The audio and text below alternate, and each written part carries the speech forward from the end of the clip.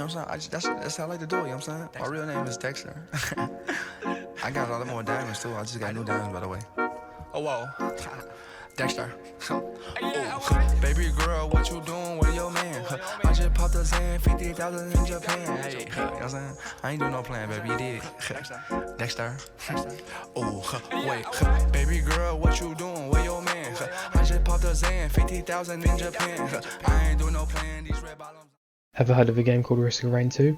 If you have, congratulations, you're one of the cool people. If you haven't, I'm sorry, but people cry when you get assigned as their assignment partner. Risk of Rain 2 is a class-based roguelike game with streamlined gameplay and a very retro aesthetic. For those of you that don't know what a roguelike is, let me clue you in. A roguelike is a genre of video game in which the player typically starts from nothing or a base selection of equipment, or in Risk of Rain's case, you start with a character with its own unique moveset. The player then progresses through levels to gain items to make them stronger and affect the gameplay. For example, in Risk of Rain, there is an item called the ukulele, best item in the game by the way, which has a chance to shoot a beam of electricity from enemy to enemy, creating a chain stream of damage. However, in roguelike games, you have to start again from scratch if you die, which a lot of people don't like. This isn't always the case with these factors. Some games have procedurally generated levels and random selections of enemies like Risk of Rain. Some games allow you to permanently unlock gear to start with or appear more in your runs, like Curse of the Dead Gods and Dead Cells. They're both very good roguelikes. Some roguelikes aren't for everyone. Some people are pussies and can't handle losing their progress. However, if you're an absolute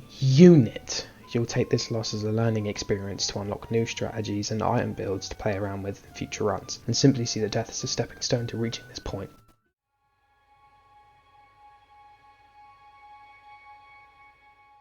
You're cruising through space on some rinky-dink dildo shit when you come across an unknown planet. After scanning it, you learn it's full of nothing but debris and monsters. Captain then sends the player to inspect the planet, and upon arriving, you realise that the scans were not wrong. You're immediately ambushed by enemies like wisps, Lumerians, stone titans, and whatever the hell these little bastards are. After progressing through the levels and visiting different parts of the planet, you arrive on the planet's moon, where you face off against Mithrix, the final boss of the game. After beating the ever-loving shit out of him, and continuing to attack him even while he's limping, like the pathetic hammer-headed fucker that he is, you make a mad dash back to the ship, as the moon, without him, is unstable, and is due to explode. After reaching the ship and waiting for its fuel to charge, you fly off and leave the planet to fucking erase itself. Now I don't know about you, but it seems like we just committed mass genocide, killed a ruler, and then erased their homeworld from existence like it was fucking nothing. And if I didn't know any better, I'd say we were the bad guy in this situation.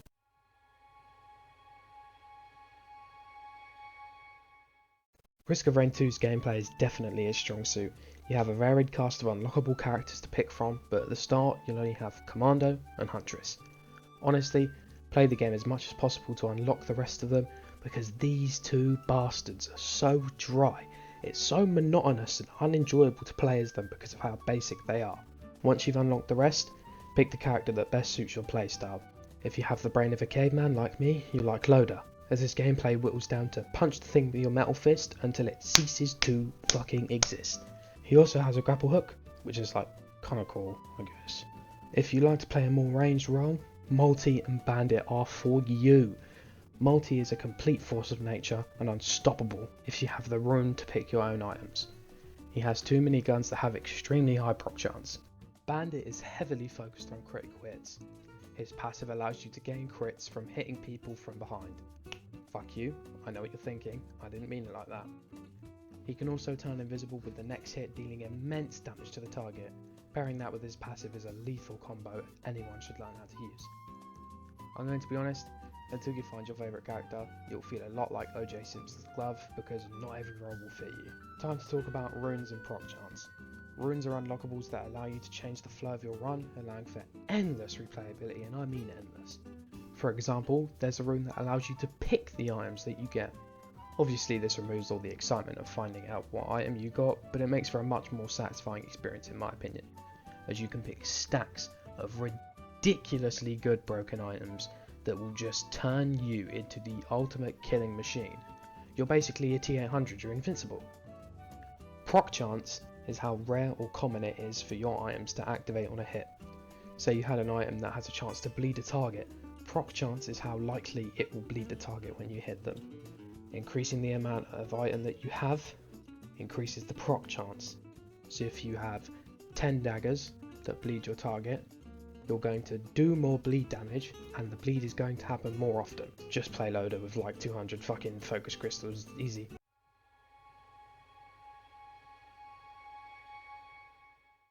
It's really not even worth trying. It's really bad.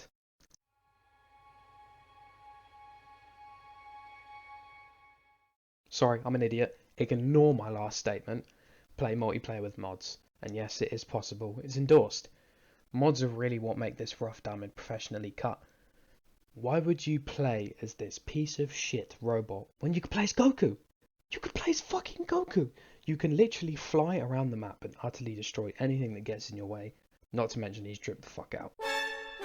Mods can range to anything from characters to literal soft porn, but we don't talk about those. I only really install character mods because I think that the game world itself is fleshed out enough, but come on, who the fuck wouldn't want to play as Goku? Or even the Raging Patriot, soldier from TF2, with his full arsenal of weapons and buff banners. I'm telling you, there is nothing that feels better than hitting a market gardener clip on some unsuspecting pleb jellyfish.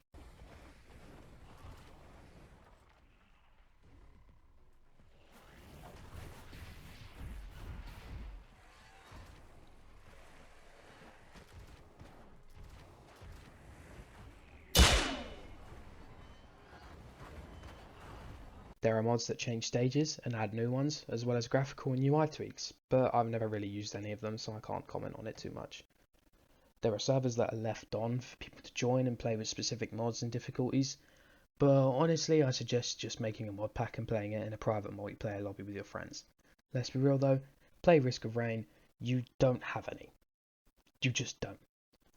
As all of your time is spent meticulously plotting out your perfect run like the no-life you are, you probably look like Cartman in the World of Warcraft episode of South Park. That's probably what all of you and your friends look like, if you even have any. Think of playing with mods as that one fever dream every child had of flying around and blowing up random shit with an epic electro-type soundtrack playing.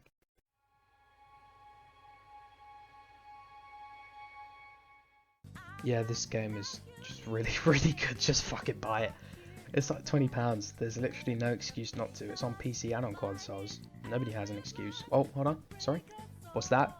Haven't got enough money. Fuck you, I don't care, steal it. Rob your nearest youth centre to fund your purchase if you had to. I don't know, ask for it for Christmas or some shit, I don't know, just buy the game, you stupid fuck. Wake up, get up.